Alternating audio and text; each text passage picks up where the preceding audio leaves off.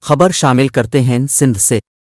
وزیر محنت سندھ سعید غنی نے اعتراف کرتے ہوئے کہا ہے کہ میں پاکستان تحریک انصاف کے ارکان سے ملا ہوں اور ان ارکان سے حمایت مانگی ہے۔